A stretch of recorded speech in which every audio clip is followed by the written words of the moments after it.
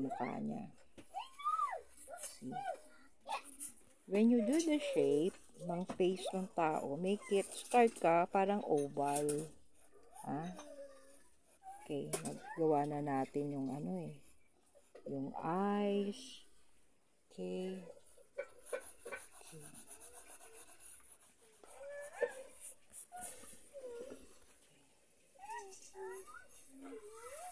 Make it more oval. Huwag matulis ang baba, ha? Hindi mo kang pirata. Okay. Sa studio kasi. Ha? Yun sa Minions.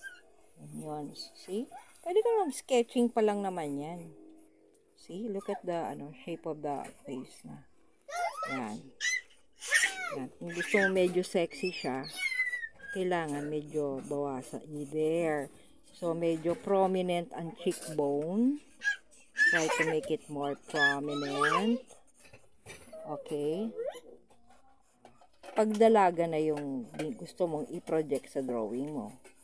Ayan, medyo prominent na ang cheekbone niya. Okay? Okay. And look at the jawline. Okay. Jawline niya. Okay.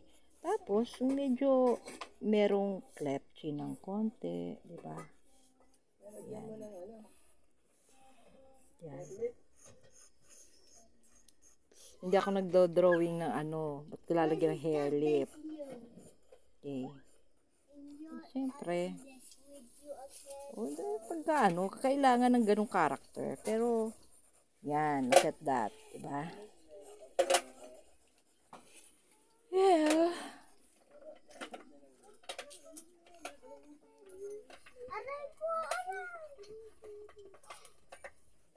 Kasi pagka naiiba ang shape ng mukha, nag-iiba ang character niya. Okay.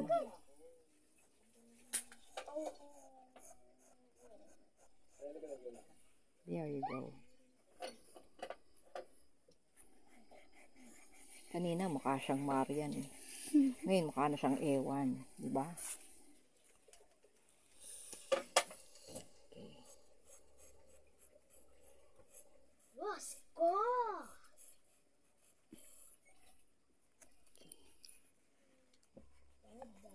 Anong hair ang gusto mo para sa kanya? Kalang.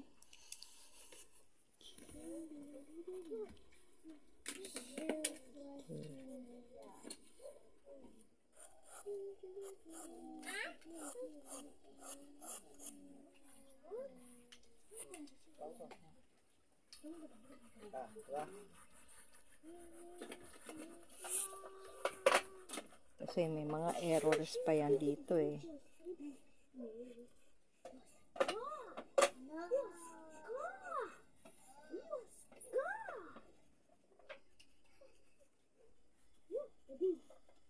Sketching lang tayo. Okay? Ayusin pa natin yung kanyang shape ng face niya. Ano to? Hindi ko alam.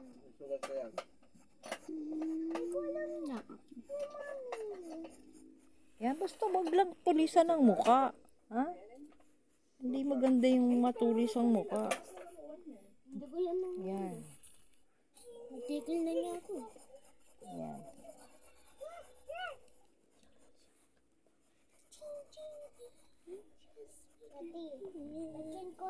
Hindi naman yung parang galing lang kay doktora. Yung cellphone niya sa paano mo na lang. 1 to 8 na memory. Oh, okay.